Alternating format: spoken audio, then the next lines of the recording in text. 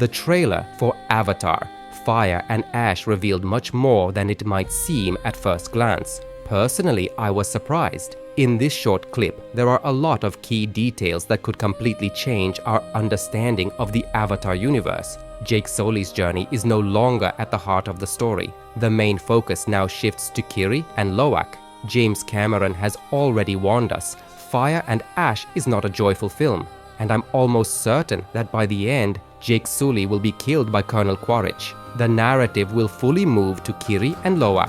What's especially intriguing is Kiri's fate. It seems like she'll learn to interact directly with Eywa, and that connection might help her bring Spider back to life. And here's the most fascinating part. After his resurrection, Miles becomes something in between. He's no longer entirely human, but not fully Na'vi either. In one scene, we see him without a mask, which means Spider will be able to breathe Pandora's atmosphere. And if you look closely, you'll notice that at one point, a neural queue starts forming on him, the same kind used to bond with Sahelu. That's a strong hint that he's now something new, a hybrid form of life. Although even before, it was pretty clear the first human born on Pandora had to be different from those who came from Earth. The trailer also teases 3 large-scale battles, with the first one happening early in the first act. The Wind Clan will be destroyed by the Ash Clan, and Neytiri will be seriously wounded during that fight. My name is Yevgeny, and today we're diving deep into the Avatar, Fire and Ash trailer. I promise it's going to be interesting. Let's begin. Thanks so much for watching, liking, subscribing, and commenting. It really helps the channel grow. Big thanks to everyone supporting via PayPal or Patreon. You're legends. You help me make better content faster. Want to support? Links are in the description. So, right from the beginning of the trailer, it becomes clear that the events of the third film will be a direct continuation of the second. Everything starts with Neteyam's funeral. One of the shots confirms this. We see Neytiri wearing mourning attire, the same outfit she wore at the end of Avatar: The Way of Water, in the scene where she says goodbye to her son in the Cove of the Ancestors. This means the events of the third installment don't take place a year later, or even a month. The story begins immediately where the previous film ended. We're also shown several moments where Jake's entire family is in deep mourning. Loak feels guilt over his brother's death. If he hadn't asked Neteyam to save Spider, maybe Neteyam would still be alive. In the trailer, we likely see Loak's memories, flashbacks from the past. To his left stands Neteyam, who is no longer alive. It's possible that Loak sees his deceased brother when he connects with Eywa in the Cove of the Ancestors. In the next shot, we see Loak and Sireya riding an ilu, swimming toward a sunken ship, the Sea Dragon. It's definitely Loak, because after his encounter with Bayakan, his ilu lost its rear fin. And in the trailer, it's clearly visible. This ilu doesn't have a fin. As we later learn, Loak and Sireya dove down to the wreck to recover Neytiri's broken bow. Just to remind you, Neytiri broke her bow in the second film and left it behind on the sinking ship. That's why Loak and Sireya decided to find it and repair it. During their conversation, there's another important detail. On Loak's chest, we can see a white stripe. This pattern is part of the traditional mourning paint of the Omaticaya clan. All family members wear white stripes on their face and chest to symbolize the wound left behind by the loss of a loved one. This means Loak went to retrieve his mother's bow almost immediately after his brother's funeral. Maybe he understands how much this weapon means to Neytiri and wants to comfort her, to help ease her grief. Later in the trailer, we're introduced for the first time to another unusual Na'vi clan, the so-called Wind Traders. This is a nomadic tribe, not known for warfare, who spend most of their lives not on the surface of Pandora, but in its skies. For travel, they use enormous jellyfish and airborne stingrays. Despite their gentle appearance, the jellyfish are actually apex predators of Pandora. They even hunt ikrans and stingbats. On rare occasions, these jellyfish descend to Pandora's surface, where they use their tentacles to catch hexapods and other small animals. The only creature that could pose a threat to them is the massive Leonopteryx. But even they usually avoid contact with the jellyfish. First, their meat isn't nutritious, and second, jellyfish are extremely dangerous. They never travel alone. and the venom in their tentacles is so potent that a single touch can kill even an adult Torok. For the Wind Trader clan, the jellyfish is a totemic creature. A lifelong bond is formed between the Na'vi and their jelly. Every member of the clan cares for their jellyfish, feeds them, and protects them from possible Leonopteryx attacks. That's why in one of the shots we see a massive bow mounted on the side of an airship. Though the Wind Traders aren't a warrior clan, they are more than capable of defending themselves when threatened. Since the jellyfish can change direction on their own and simply follow the wind currents, the Wind Traders use airborne stingrays to help guide and correct their course. Like the jellyfish, these stingrays live their entire lives in the sky. After feeding, gases, mostly hydrogen, accumulate inside their dome.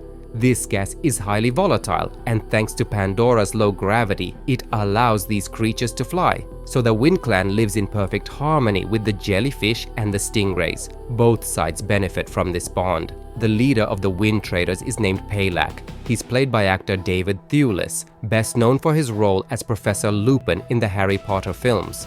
Thewlis's character is described as friendly, calm, and always smiling. A peaceful Na'vi. You can spot him in the trailer, standing behind Kiri. In the next shots, we see Colonel Quaritch's journey, and for the first time, we're introduced to a hostile Na'vi clan, the Ash People. It's worth clarifying here that Pandora is home to several hidden Na'vi clans, such as the Tepani and the Anurai, along with others who are more warlike, those who have rejected the goddess Eywa and are openly hostile toward the other clans. But the Ash People have a reason for their anger. Their territory lies near an active volcano, and on Pandora there are many of them. In the distant past, a lava flow from a massive eruption destroyed the entire forest where they once lived. Most of their tribe was wiped out in the disaster. The Sahik pleaded desperately with the great goddess for help, but her cries went unanswered. No one came to their aid, not during the disaster and not afterward. The neighboring clans did nothing. They didn't react to the tragedy at all. The Ash People grew so bitter toward Eywa that they completely turned their backs on her and became hostile to all others. Their society no longer has a Sahik. They no longer seek connection with the goddess. They don't deny that Eywa exists, but they now see her as their enemy. The clan lives in a place known as the Scorched Land. Their settlement is built on the very spot where a mighty home tree once stood. The leader of the clan is the formidable Varang, portrayed by actress Una Chaplin, granddaughter of Charlie Chaplin. You can recognize her by her unusual outfit and the way the entrance to her dwelling is decorated. On either side, there are enormous jaws. I believe they belong to a creature called Zakru, the largest land animal on Pandora. While it hasn't appeared in the films yet, it shows up frequently in the video games. Zakru is a sacred animal for all Na'vi. It is forbidden to kill them. So the fact that Varang's hut is decorated with Zakru bones makes it very clear. This clan has no respect for Pandora's traditions or rules. Colonel Quaritch has come a long way. He approaches Varang in hopes of striking a deal. He understands that without the knowledge and support of other Na'vi, he can't win. And the enemy of my enemy is my friend. And as we see, he succeeds in forming an alliance. Most likely, he had to go through a trial by fire. Every clan has its own warrior path. Just like Jake Sully once trained with the Omaticaya to become one of them, Quaritch must follow the path of fire to earn Varang's trust. Judging by his war paint, he not only manages to make a deal, but actually becomes part of the Ash clan. That kind of paint is reserved for the clan's warriors only. Later in the trailer, we see Varang and her fighters launching an attack on the Wind Traders. During an aerial battle, she manages to seriously wound Neytiri. In one of the shots, Neytiri is unconscious, riding her Ikran. However, the injury doesn't seem to be fatal. Neytiri is saved by Norm. The human lab still has enough equipment to carry out even complex procedures on avatars. Thanks to his help, Neytiri survives and recovers. But in several scenes, we can see her wearing a supportive shoulder brace, which suggests just how serious the injury really was. We start to understand that the Ash clan is actually quite powerful, and that power lies in their use of special oils. One of them has protective properties. It allows their skin to withstand extreme temperatures and shields them from fire. The other oil is the opposite. It's incredibly flammable. It can't be extinguished, not even with water. Before battle, the warriors of the clan apply these oils to specific parts of their bodies and then set everything around them ablaze. In one of the shots, we see Varang applying the liquid to her hands and controlling the flames without being burned. This is their secret weapon. The protective oil is usually spread on the hands, chest, and legs, giving the warriors their distinctive red-tinted skin, a trademark of the clan. The Ash people and their leader Varang are positioned as the main antagonists of the third film, but the true driving force of the story will be Kiri and Spider.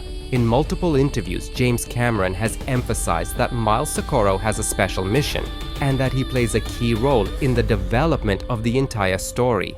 Now, it's starting to make sense. At one point in the trailer, we see Spider's filtration mask fail. He's gasping for air, on the verge of death. And then something truly extraordinary happens. It appears that Kiri reaches out to Eywa, and the great goddess hears her. It's likely that Spider swallows a pure soul seed, one of the sacred elements connected to Eywa. That seems to be what allows him to breathe Pandora's atmosphere without a mask. In later shots, we see that Miles no longer needs any filtration. He breathes freely, just like a Na'vi. This moment could fundamentally change everything we know about Eywa and her powers. And there's more. If you look closely, in some scenes, Spider appears to be growing a neural queue, just like the one the Na'vi used to connect with Eywa through Sahelu. A full neural link might still be impossible, since humans lack the third brain segment that allows for such a connection. But even a partial transformation like this is already unprecedented and demands an explanation.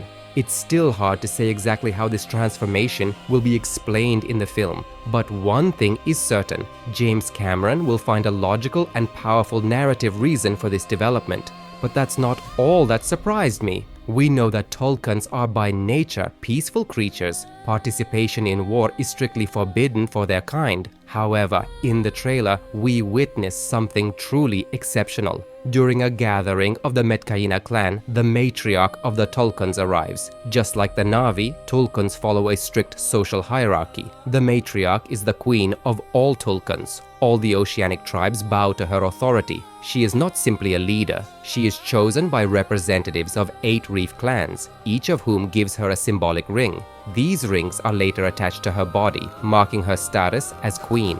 As I mentioned earlier, we expect to see 3 large-scale battles in the film, and one of them will unfold at sea. It is during this battle that the Tulkuns will break their ancient taboo and rise against the RDA Corporation, destroying one of their administration facilities. Leading all the aquatic clans into battle will be the matriarch herself, for the first time in Pandora's history. In the next scenes of the trailer, we see Quaritch arriving at the reefs along with the warriors of the Ash clan. Judging by the situation, it looks like Jake Sully may have no choice but to surrender. It appears that Kiri is taken prisoner, and Jake simply has no other option. In the shots where Jake is brought to the city of Hell's Gate, we can clearly see the humans celebrating. They're cheering the capture of one of their most dangerous and valuable enemies. It's still unclear when exactly this happens in the story, whether it's in the middle of the film or closer to the end. The trailer clearly tries to mislead the viewer. But in my opinion, this is the beginning of the second act. The final scenes of the trailer show us a massive battle in the Hallelujah Mountains. Yet another confrontation between Quaritch and Sully.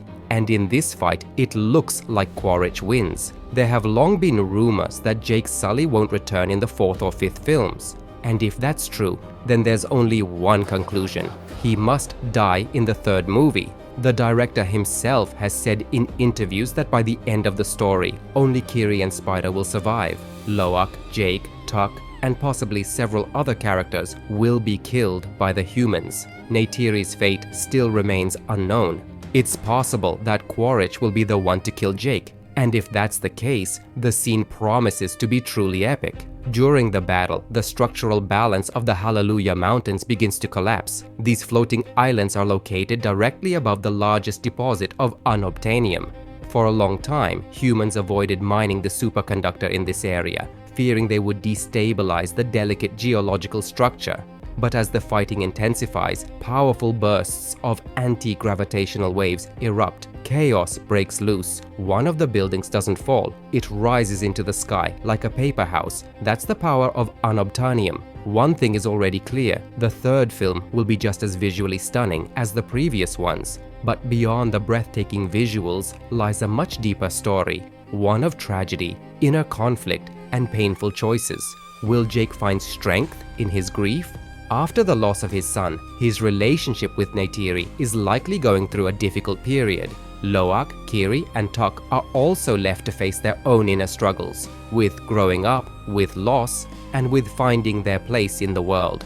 Colonel Quaritch is shaping up to be one of the most complex figures in the upcoming film. The trailer shows him torn between sides. At one point, he helps his son, and later, we even see him fighting alongside Jake. Their brief cooperation, as complicated as it is already shown in some of the footage. But I believe Spider made his choice a long time ago, and that's what frustrates Quaritch the most. He can't accept that his son chose the enemy. One way or another, I'm looking forward to the release of Avatar, Fire and Ash. What do you think about the sequel? Let me know in the comments.